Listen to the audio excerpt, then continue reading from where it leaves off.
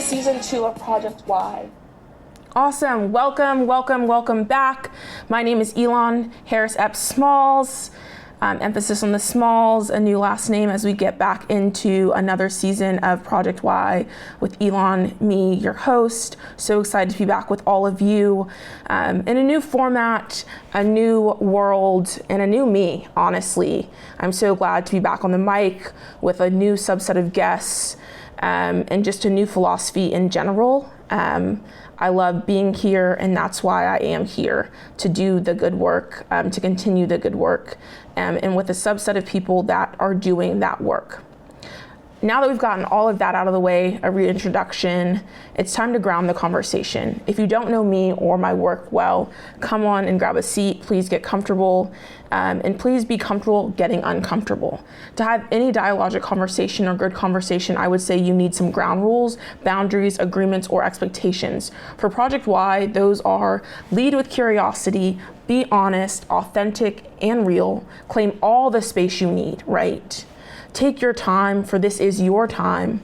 An ethic of care is necessary, required, and not up for discussion. Let me know if the question is a no-go. We'll move on. Intersectionality of it all. We're all full human beings with our own lived experiences. As such, no story or moment is isolated. Smile, relax, and have a bit of fun. Let's laugh together and at ourselves. Eric, how's that sound for you today? It sounds perfect. Awesome. Can you agree to these for this conversation, and do you have anything to add? I can totally agree to these. I don't have much to add because the depth of our relationship is real and meaningful, and so there's high trust. Thank you. I appreciate that. I traditionally now will welcome you, right? So everyone welcoming this morning is my friend, mentor, colleague in the work, and they can introduce themselves. All right, my name is Eric Hartman. I am friend of Elon, co-instigator in all things that drive deep learning, deeper relationships, and clarity of purpose. So glad to be here. Ooh, let's start off with that, right? So I start off every conversation with rapid fire questions. Your first rapid fire question is: define clarity of purpose.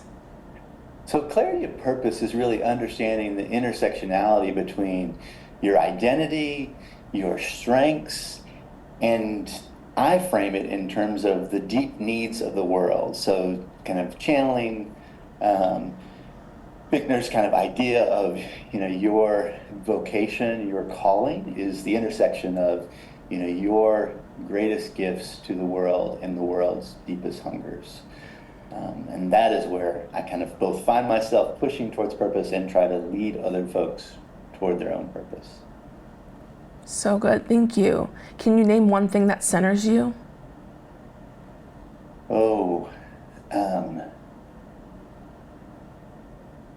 Silence and sometimes silence in the presence of others is perhaps most centering.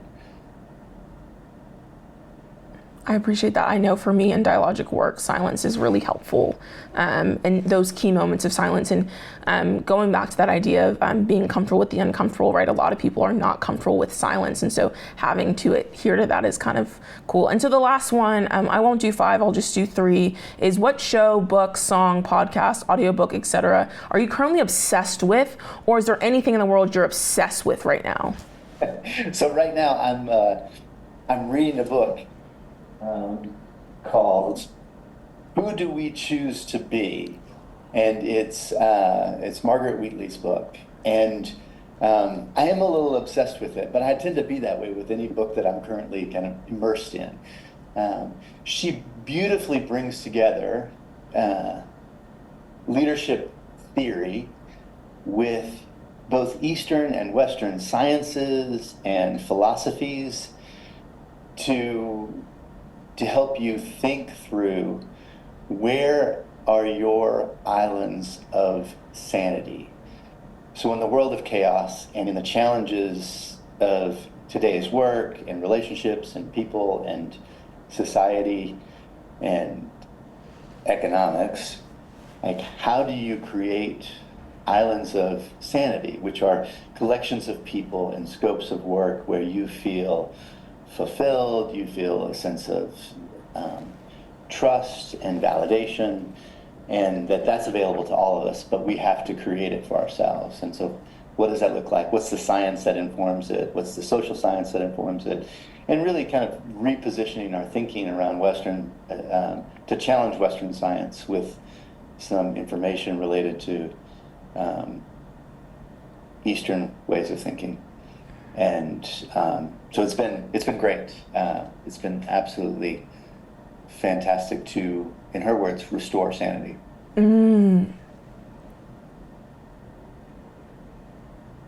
Well, let's do just that. Let's spend the next 30 to 45 minutes and restore some sanity. That sounds like a good way to start any day. So let's get into it. You got any questions for me? Well, sure. I'll start with, so, what gap is within Elon's needs that this podcast, either fills for you or aims to fill for you? So, like, why'd you get up this morning and want to connect? And what cast of light, or what, kind of darkness does it help either stand in the warmth of or warm the chill of the shadow? Stand in the warmth of. I'm going to jump off of that, right? So over 2 years ago, I was working at TED, which was an incredible experience. As you see, my TEDx youth, YMBGH, behind me, who was a partner in our work in TEDx University of the South. And so he gave me that poster, which was incredible. And so I keep it with me as a reminder of the good work that we've done, and that is done all across the country. And so I worked at TED, an incredible organization, amazing. But there are some times in jobs that you reach a cap, right? You want to stay at an organization for what it provides for you, the resources, the networking is incredible. Like, the idea that you can meet Chris Anderson and touch him is like, whoa. Like, you would never think that is even possible, right? So why wouldn't you stay? But then it's incumbent upon you, or it's incumbent upon me, right? A professor once said onus, so I use that word a lot. I took onus in that and said, okay, how do I use my own passions, right? I have passion for like event management, production, creativity, storytelling, and owning that I am a storyteller, a bridge builder, and all of those things, and utilizing my dialogue work in a more way that is less formal. And so I need space for that. And so that's where this podcast came out of, and those 10 and first conversations with Swanee alums around their whys. And so bringing it back for me now, I knew I needed it again. I knew that not only do I need it again, but I think the world does at large, right? And I'm not saying that I am a Desmond Tutu or a Gandhi or Mother Teresa by any means, shape, or the word, or that my work will do that much shift. But Desmond Tutu's daughter actually said when she was at Swanee years ago that if we all just make a droplet of change, the ripple effect is just incredible. And so I'm simply trying to make my droplet with Project Y with Elon. And I think that ripple effect, if one person just starts asking why, if one person starts saying hello in the morning, if one person starts taking their passion project forward, that would be incredible. And so, why? One of the things that I love is, like the liberating structures is this technique of, 34 plus facilitated techniques. And one of my favorites, and perhaps the most annoying of them, is this they call 9 whys, which is like, okay, so that was your why, but like, but go a little deeper, like there are layers to all of us. And so, like, why is that so important to you? And so, kind of with your own identity, like, what are those pieces that within your identity attach to some of this need or this thirst? And so, for me personally, like, I'm a son of 2 educators, a father who taught special education, some of the most severely disabled individuals, where he would spend all year helping someone be able to hold a pen so that they could write their name, so that they could have an identity formally. And he would take a year to do that because of the importance of it. And so that patience, that understanding of validity regardless of ability is, kind of the touch point that drives so much of the way that I see the world, because I first saw it through his eyes and through the translation of his eyes as his son. And a mother who taught kindergarten at a predominantly Spanish-speaking school, and she didn't speak Spanish, and this was before ESL was a common thing. And so she went on to be a National Teacher of the Year from New Mexico, a kind of finalist for it. And it was really because she understood for the kid to learn Spanish, she would go to a family's home and actually label everything in the home with this is before Post-it notes too, where she had to like cut out a little piece of paper, tape it to the refrigerator that said refrigerator, to the door that said door, so that the whole family would learn English words, and so that the kids would have a better chance at learning English early on in their career. And so, that depth of work that it takes to understand holistic needs is a significant underpinning to how I see the world, feel the world, and connect to it. But it's entrenched in my identity, right? In it's kind of early experiences. So using that as kind of the jumping off point, like for you, like what is it as part of your identity that propels you? Because you're not just like a little mini that's driving. You're like a souped up Ram Charger in a little mini, because you have this incredible drive and this commitment to do the work, and that's just different than the way many people show up in the world. So where does it come from? Yeah, I first have to acknowledge. I laugh because I was thinking of like those land acknowledgements that people do, and as if I was doing like a land acknowledgement to my parents. And truly it is that, right? Like it is on the bodies and their money and their personhoods that I am who I am, right? So as you think of, I was thinking of this as I was walking my dog this morning, this idea of like your needs chart, going back to like psychology, all of my needs are always met and they've always been met, right? So I've always had the capacity to dream, to think, to do anything that I've wanted to do my entire life, right? The answer no is seldom told to me. And if it is told to me, it's kind of a not right now, or how can you make it happen, or utilize other resources, or ask somebody else, or I don't have the connection, but my friend does, or all of those things, right? So there is a level of privilege that I've had my entire life that I have to acknowledge, right? And so that's something I'm keenly aware of, that the dreaming and the thought processes and the traveling, all the stuff that I've done and that making who I am comes with that. And so oftentimes when I ask my friends, well, you could do this or blah, blah, and they're like, Elon, I can't even fundamentally think about that because I'm trying to pay a bill or whatever. So I don't have to think about that cognitively.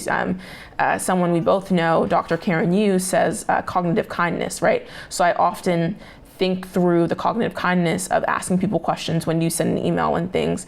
And so there's a lot of cognitive kindness that's just embedded in my life because of what has been brought to me. And so through that, I can dream, I can be really passionate about ideas that people are like, no? And I'm like, but actually, yeah. And I see how to do it, and we're gonna do it. And when I'm done, you're then gonna say, oh, actually, okay, now I'm on board, right? And that's a lot of the work that I was able to do at Swanee and in my life at different organizations since then, which has been really cool. And so going back to, I guess, who are my parents, right? Who are these two people? You have to understand Mercer Island, which is about a 10-minute drive off of Seattle, Washington. And you also have to understand Loving versus the state of Virginia. My mom is the product of an interracial relationship. So my grandfather and grandmother had to leave New York State where they met and everything, New York City, where he was a dentist. My grandfather and my grandmother moved to Washington State, specifically Mercer Island, which was at one time one of the richest places in the world, the U.S. rather, and like the Nordstrom's brothers and different things like that came out of there. And that's where my mother went to school, right? She grew up with people who did not look like her. She was one of, as my grandmother would say, the pea and the rice. In the way that my grandfather purchased their home, which is now 3 homes, right? So understanding the property that she grew up on and all these different things. And his practice was by meeting a white man who trusted him, and he gave him all the money to buy the land and the property, and then he gave him $1. So if you know stories about like black people who got property and stuff back then, that's what that happened. And then my mom went to Cornell, then Buffalo Law, and then she did a bunch of cool things in DC, and then became a judge, and was a judge until my senior year of high school. My father, totally different life story, right? His mom had him when she was 16. His dad was in the Vietnam War, and him and his mom left Pittsburgh and moved to Maryland. And my grandmother raised my dad and her 2 siblings, because her mother, who was the product of many children, died very young. So my dad was of a single black mother. If you know that story, it's very similar to others. And he kind of was by the bootstraps. He played every sport, was phenomenal at all of them, but never had the true mentorship to get where he probably should have been in life, which is unfortunate. And he got injured his freshman year at Bowie, so he couldn't continue to play. And he ended up, after a few years of figuring different things out, on the police department in DC. And he got in at the time where if you did 25 years, you could retire. So my dad's been retired since my sophomore year of high school. Right. So understanding that I've gotten to go to private Catholic school my whole life, I've gotten to travel the world since I was like 5. My brother was literally months old going to Canada. And I have an older brother. I think he'd be okay with me saying this. He has dyslexia, and I have my own issues with my knees and my back. So I grew up with a different sense of ability, ADA, and all of those different things. My parents literally had to sue DC because they told them that my brother was in certain classes and he wasn't. So he got to go to a beautiful school in DC called the Lab School. There's also one in Baltimore. So my understanding of money, my understanding of ability, my understanding of education, privilege, all of those things is very different than other people's, but it is laced with the fact that I understand how hard it is to work because of my brother, and I take that very seriously.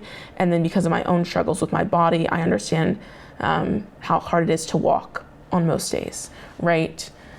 My mom started the fathering court in DC, and it was taken over by a man, so that says a lot about gender and dynamics. And because of that, I grew up in a courthouse, and I grew up, like my playground as a kid was the courthouse, and I grew up at the Fatherhood Conference every year. So Florida, DC, and back in Florida. And so I would run around conferences, and it was the coolest thing, right? So they'd say, Elon, conference room C needs this pamphlet or whatever. So I had like 5 minutes to get there and then turn over a room and do all these things. So my idea of police officers, my idea of the law and all of these different things is very different than a lot of other people. I readily go see people in blue, right? My uncles are people in blue. That line to my dad means something very differently than the extremist, right? So if you see his tattoo on his wrist, it does not mean what you think it means. It simply means that like he served 25 years of his life, and our life is the way it is today because of the police department of DC. When the man recently got killed in DC, him and my uncle went to that memorial service, right? Because he understands what all of that means. So for me, yeah, there's a story, right? Everything I do and everything that is me is a thing, but I think I would have to understand and lace it with my parents, what they provided for me, their own stories, and how that came to be. That was really long-winded, and I'm sorry, Eric. No, that's okay. I knew some of those, but not all of those. And I didn't know that your father had been a police officer. Yeah, I didn't know. I knew your mother's story a little bit, and I met them both on your first day of college. Wait, you did? Yeah. It just happenstancely. I think they were in the dining hall, and I saw them, and I just knew, based on what I kind of knew about you, I was like, oh, that's Elon's parents. That's so funny. And sometimes I was wrong, like sometimes I would go up and go, are you so-and-so? And they would be like, no. But in this case, I got it right. And some of it was the vivid depiction that you had given of especially your mom. And so then when I saw her, I was like, That's got to be. Anyway, thank you for telling the story. That adds some little strata to the ever, beautiful topography of Elon. Yeah, thanks. I'm trying to think. It was either been orientation or it would have been like first family weekend or something. Did they come for orientation? Did they drop you off? Yeah, so I did FYP, and so both of my parents dropped me off for FYP. My mom came back for orientation. I screamed at her and I was like, "Get me out of this place," because my visits to Swanee were very different than most people's, right? So the like multicultural weekend that the admissions now has in the spring, that it used to be in the fall, and I was like of the last class that it was in the fall, and so I did that not with Posse at all, just because I had interest in Swanee outside of Posse, which was pretty cool. So I met a lot of people that weekend, and that weekend was very different than my Posse weekend in the spring, where I saw partying and alcohol. But I just thought that was like a one-off, right? I was like, and I saw PPR for the first, I saw PMO for the first time, which is Perpetual Motion, which is a student-run, student-led, student-choreographed dance production at Swanee, and which Eric is the reason why it exists. And so I came to FYP and I was like, this is not the school I should be at. But I was there and I survived 4 years, so that's that story. But yeah. That's and it represents your stick-to-itiveness and your commitment to change wherever you are toward the better. That's funny, because I would actually say that there are people who don't think that, right? Because of my resume. And that's why I would say that a resume does not depict a full story or a full embodiment, right? Because you see it as that, the fact that I graduated college, even though I wasn't necessarily happy with Swanee at the beginning and all those things, shows something, right? Some people would just see as like, well, she just did college, it's not that big of a deal. But I know what I endured and went through in those 4 years, and that it meant a lot that I graduated and stuck with it. But others see it as like, it's whatever. And then the fact that I don't stay at jobs, quite frankly, that long, and I'm kind of a risk when they hire me, but they still hire me, right? There's something about me that makes a job hire me really quick. So it's really interesting. Yeah, it's, well, I'm not surprised, because you have a compelling disposition, a disposition that represents momentum upon start. Like, you're not starting a conversation where you feel like, this is awkward, it's not going anywhere. Like, you have a drive to it that propels it someplace, and I think that shows up in interviews. And I think for lots of folks, like, I would ride in that car anytime for however short a distance, like, because it would just be fun to ride in. And we're going to make some progress that we wouldn't have made otherwise. And so those people are rare. And I could see why folks would want to take the risk. So I'm not surprised. But Swanee and Perpetual Motion, you mentioned Perpetual Motion. And how different it was compared to when you visited in the fall. And I think my own reflection on Perpetual Motion was 1 year, really, two things. One, Posse really changed the way that I thought about college readiness. And it helped me identify, they had already identified it, but it helped me see it in a way that I knew it but couldn't articulate it. In that, in the DC area, we would recruit students, and sometimes, their average GPA was like a 3.3, and you're like, what is that about? But you'd look at their senior performance and they had a 4.0. And you look at their junior performance and they had a 3.8, and you look at their sophomore performance, they had 3.0, and their freshman year was like a 2.2. And you're like, so what happened? He's like, well, this family immigrated and they didn't speak English. And so those first years were hard, but as English skills got better, like, that trajectory was straight up. And so the question is, do you want somebody who's had a 3.9 or 4.0 their entire career on the backs of families and wealth and something, or do you want somebody who's on a trajectory change, whose trajectory is just straight up, and they're thirsty for knowledge, they're thirsty for engagement, and for purpose. And it became much easier to change your lens to see that in a profile that's not indicative in a transcript. And it's, you have to sit, you have to listen to stories, you have to understand the backstories so that you really can see what fast driving car do you want to hop in for a little while? Because like being connected to those families and those lives is richly rewarding for someone who works in a higher education institution. And so for me, you were that. Not the backstory that I just described, but you were the fast moving car with trajectory change that was willing to kind of dig in and do the work. And then the other thing that when you mentioned posse, that kind of pieces these parts together is that, so much of coming to Swanee from DC or from a diverse background was just like, how do you find your people, in whatever that might mean, right? So not just about race, identity, urban, rural, whatever it might be, but like the people that affirm you, that you feel connected to, that there's a deepness in relationship, and perpetual motion. And I took over it at the same time that I became the liaison for posse, and so those lifelines for me were connected.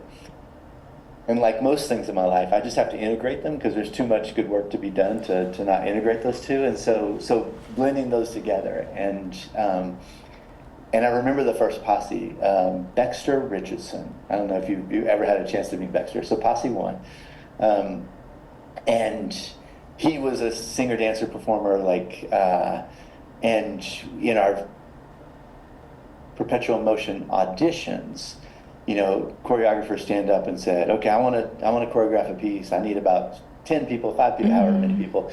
And so Dexter was a freshman, and he stood up and he said, I want to choreograph a piece, and it's going to be, we're going to have a moonwalk in it. So anybody wants to learn to moonwalk, get up.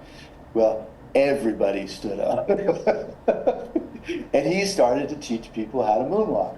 And it was this this amazing moment for me to kind of witness, someone show up in a space, be authentic, demonstrate some talent, skill that other people recognized, but wasn't necessarily part of their skill set. So you had ballerinas learning to moonwalk.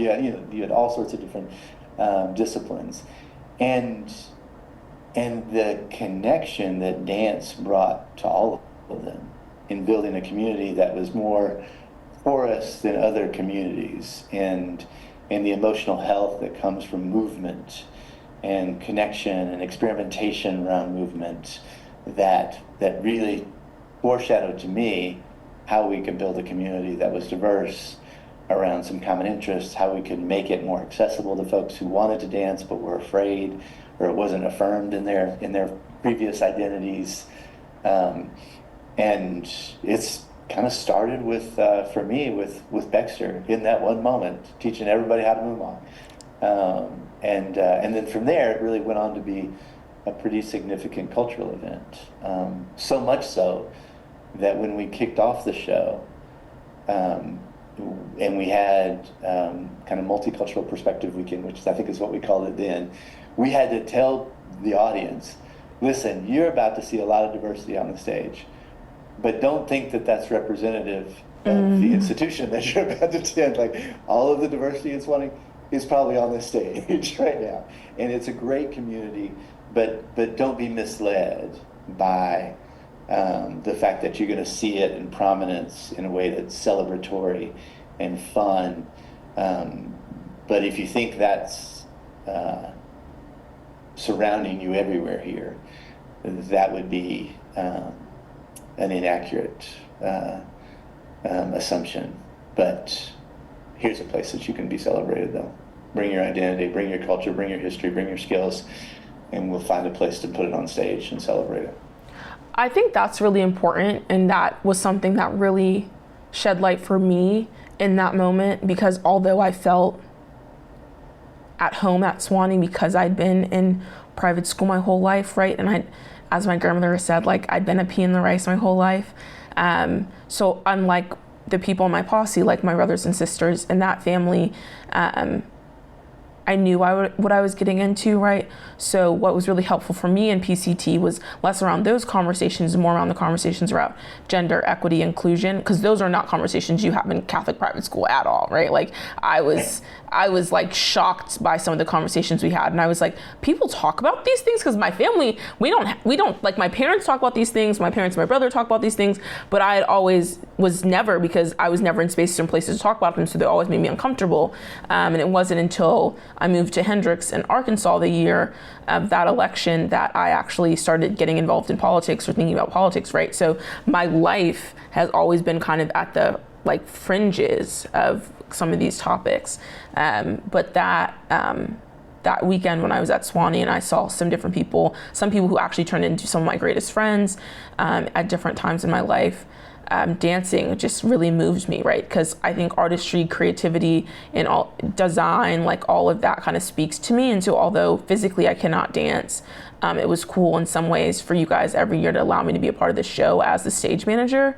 And then I don't know if you remember this, but every year during the show was my birthday. And so the highlight of my birthday, my freshman, sophomore, and junior year, was that I know going to PMO, they would say happy birthday to me. So even if no one else knew it was my birthday, these like 50 to 100 people, some of which I knew, some of which I didn't actually know across campus, would sing me happy birthday, which was one of the most embarrassing yet the most heartwarming thing, because I know you had them do it out of like, just like, I don't know. Yeah, it was just so nice. Yeah, well, that's nice. That's a nice moment, right? So, you know, so much of the memories that we have are wrapped around moment memories and these iconic reflections that had deep meaning for us. And they can work both ways, right? In a positive and fulfilling ways, and it can kind of work in a negative way too. But and I remember it now, but I wouldn't have remembered it unless you said it. But it also just speaks to that community, right? Of different people who really learned their own dance separately, you know, in their own little tight community. Some of which was pretty easygoing and laid back, and then there were like the Floridians of the world who were like, those folks were going to work every day and with great intensity to deliver just a phenomenal production. And so you brought all those people together, and with the expectation that they were going to support each other, and they would cheer for each other regardless of their talent level, and so it's a community with a set value system that, regardless of what they did in other environments at Swanee, like when they showed up in this space, this is who we're going to be, and this is how we're going to be generative, and this is the experience that we're going to create for other people, and the expectation that it was going to be inclusive and with rich work ethic to deliver something high quality at the end and celebratory, even if it didn't go well. We were going to still ask people to cheer for you, so that it would feel the way that you want movement to feel, which is liberating. Liberation. Okay, so you're about to start new work.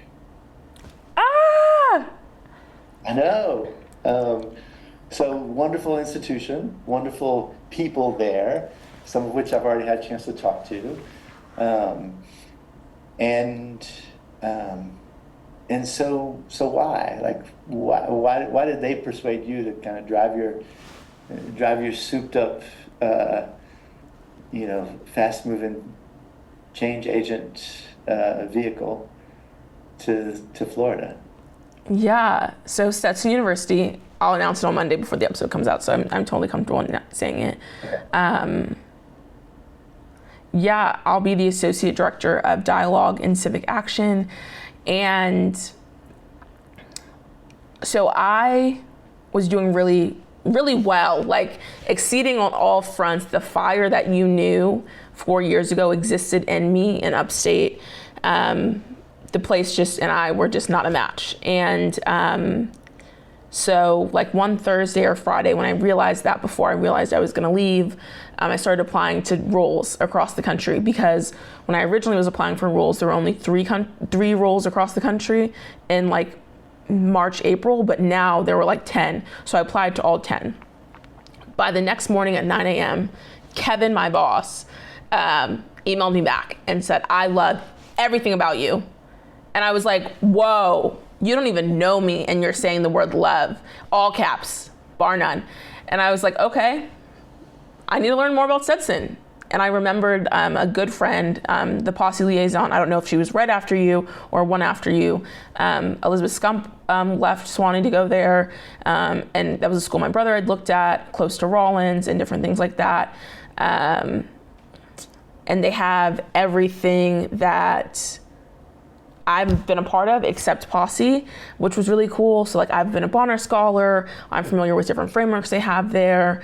And in visiting, fun fact, if anyone ever wants to go outside of Orlando, DeLand looks like Louisiana, UCLA, and like it's just so cool. Like you just make a trip to DeLand if you're in Orlando, you won't regret it. Cutest town ever, better than Sarasota. And so, yeah, I got to campus and I saw the palm trees and I knew it was already good work. And my interview with them was the best interview I've ever had in my life.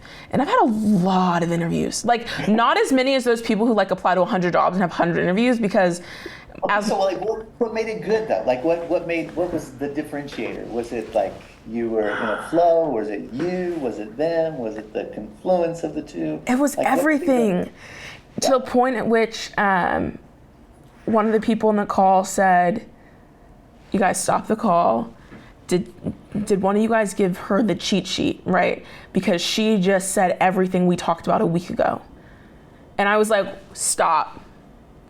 If you're thinking about what I'm thinking about, we need to be working together, whether it's full-time, part-time, as a consultant, like those, or we just need to be in conversation, period. Like I just knew that these people would be a part of my life regardless if I got this role or not, because they're doing good work. And that's something that's a big through line for me, especially right now, is that doing good work is just so important. And I want to be a part of or witnessing or in friendship with organizations that are doing good work, that are funding good work, and that are not performative. And I knew in everything that they were doing is that they were true. And something that they said was they understood the urgency with which the work needed to be done.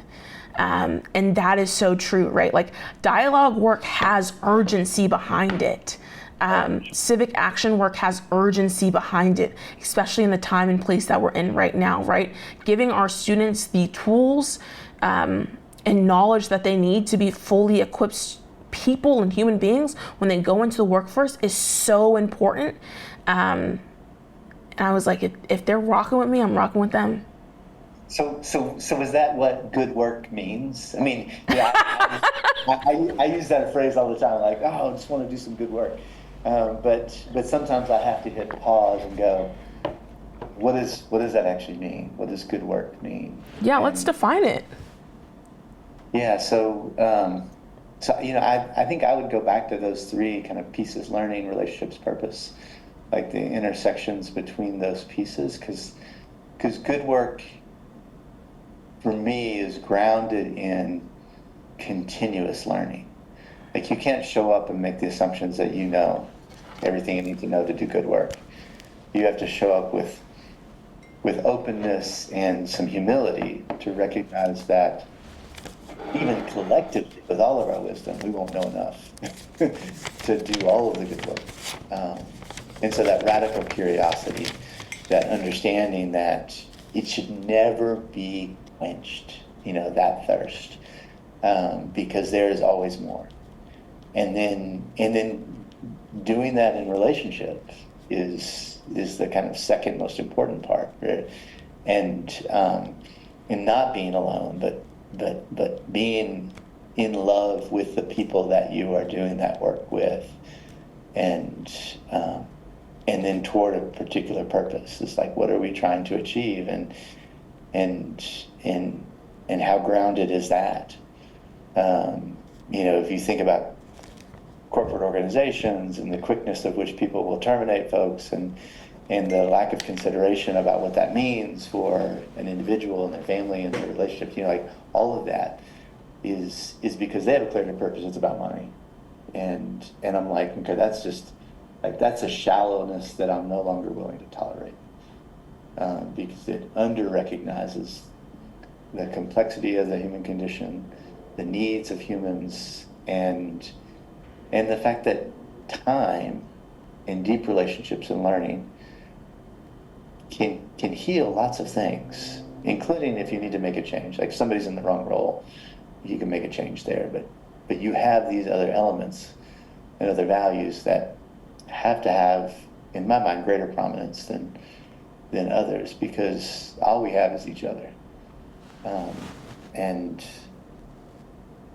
that has to win the day. So good work for me is just grounded in learning, relationships, and a deep sense of purpose. And purpose, I find the branded Sustainable Development Goals as the most clarified list of deep needs of the world that I've found. And so I lean on some of those for clarity.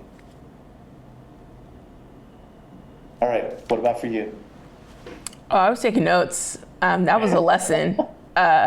Word to the wise, if you're ever with a Hartman, young or old, have a notebook. They will teach you something, and they are all wise. I remember, well, actually the story's not important. Let me just answer your question. So we all know John Lewis, love him, rest in peace. He said, good trouble. Yeah, I love it. Right. Trouble. And so I just think that they're equal. Good work and good trouble are equal, right? How am I doing good work that gets me in good trouble? Because I've gotten in some good trouble. The last year, I've gotten in a lot of good trouble. And I'm okay with that, right? But going back to what you started this conversation with is this idea of why, right? If I'm asking you the question why, and you don't have a clear-cut answer for me, that's a problem for me, right? Because my values say, for me personally, that you should know why we're doing something, right? We should know the purpose of a process.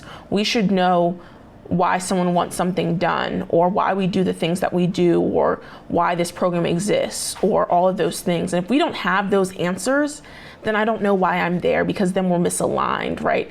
And so that gets me in a lot of good trouble, because I'm constantly asking curious questions. And I'm realizing that it's a bit radical. So when I'm saying in like my either core commitments or whatever we want to call them for Project Y with Elon, be like radicality, it's just being outside of the box, right? To the point of which the box doesn't even exist for me, and that drives my family, my husband, truly my brother, who was like one of the most like practical people you ever meet, crazy, especially when I dropped out of grad school the first time. He almost jumped. It was crazy, because the box just doesn't exist, right? Just because no one's ever done it before doesn't mean you can't do it. And so for me, doing good work means the sky is not the limit, right? Okay. There is no limit, right? Think beyond anything and let them tell you no, and keep reframing until you get your yes. That is my good work. And getting in good trouble allows you to do good work, and they go hand in hand, and without one, you can't do the other. And that would be my answer. Yeah. Oh, that's beautiful. You also are, part of what you articulated too is this idea of presence, is that when you are present, you are more exploratory, right? When you're really just there. I'm not into yesterday. I'm not thinking about what I'm doing next. I'm really just here, and I'm here with you, exploring. And that presence is profound in terms of the way that it enables us to actually move, create good trouble. And so two connectors. Eckhart Tolle, I don't know if you're familiar with Eckhart Tolle, maybe so. So he is this new age philosopher who talks a lot about presence. And I appreciate so much of what he communicates through his lessons related to presence, and particularly emotional control. Recognizing that emotions exist, they create this moment, but then it's your mind that takes over them and decides if they're going to continue to haunt you or not. And so to your point about your ability to make changes, I think is also connected to this other idea, which is called, escalation of commitment. And so sometimes graduate school is a good example. Like you worked really hard to get into graduate school. You had people write letters of support for you to get to graduate school, and then you're in it, and you're like, yeah, I'm out.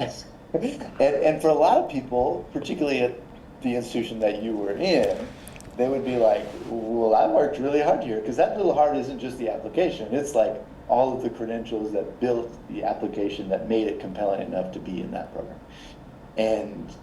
And you're like, oh yeah, those chains come right off. I don't have to feel that. And it's so true.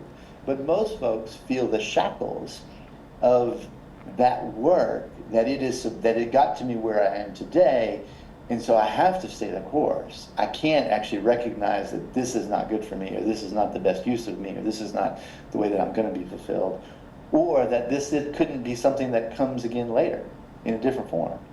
And most folks don't give themselves the opportunity to get out of the box, look at the box and go, yeah, I did a lot of good work to get there, but I don't have to stand in that box. I can just hop right out. Look at me, I'm out. And most folks can't do that. Like their identity is wrapped around the journey that they've had, and their identity is not wrapped around their purpose. And so they look back at the railroad tracks that got them there, and they look at every railroad tie and every nail that and stone that kind of holds it all together, and they can't imagine how they might just hop off the track, but you can, and the only thing that's preventing you from doing it is you and your emotional connection to whatever is in those memories that led to it, but not the forward looking of, but what if what if I did the deep work? What if I created the good trouble? And what if it's not on these train tracks, but I'm gonna be a drone. I'm gonna get off the tracks. I'm just gonna fly to wherever I want to go. And that's such a rare trait. And I do think it's part of what people see in you when they have their encounter with you, is a presence, an ability to see deep purpose and good trouble that they can imagine walking side by side with you to do it. And that's a gift, gift that you have for the world, and a gift that you have for the people around you. So hold on, Stetson. Oh, so good. I wish I was in Denver right now so I could A, hug you, B, say hello to Lisa, and C, share a meal, right? Those are 3 hopes that I have before the end of the year, if not the end of 2025. But in closing, what is your final question for me, Mr. Hartman? So what's the good trouble you're going to start as soon as you get to your new job? I have an answer. I don't have a picture, but I will post it on my website for anyone who's actually curious, and I'll send you a copy because I think everyone should have this. So I won't tell the why I have it, but I'll just tell the pure purpose. So stumbled across something called a values wheel, which is the reverse of the feelings wheel about a month or 2 ago for a workshop I was supposed to do, but it didn't work out. And so the instructions behind the in-person part of my Stetson interview was, in 30 minutes, help them find 3 new values. I was like, big ass, how do I do that? Did it, it was beautiful, great, right? And one of the directors in the room, she said, we're stealing this, we're gonna do it ourselves. So I think one of the first things I'm gonna do, beyond just meeting with everyone in the way that you have to survey the land and all the things, is start making meetings so that, coming into 2025, Stetson has their own values wheel. Because I think that will be incredible, right? How do you track your values, right? The 3 that they have, and then bring them out to the other larger ones of the community. And I think that will be beautiful. That is rich. There's a Center for Values website, Barrett Center for Values, and one of the things that he says is that your values change, and they change based on your situation. And so the way that you started this was recognizing that, when you have needs that aren't being met, your values move towards those basic needs, right? And it prevents you from having other higher values. And so there is some fluidity to it. So the idea of kind of helping people think about their values and how they change over time, I think gives space to recognize that whether it's an institution or people, individuals, some of those will have some fluidity, and that we want to think that they're time tested and they're stable, but sometimes they're not. Your revenue stream is no longer coming in as with the stability that you want to be. Your values shift a little bit, and you're like, okay, how do we shore up and make sure people are okay? So that's good trouble, because it's continuous, right? You can stay on that good trouble path, and it'll always be enlightening for people. Man, I love talking to you. It's always a gift. Thank you. So much. Awesome. Well, signing off, this is your host, Elon, and this week's co-host, Eric Hartman. Thank you, and keep being curious.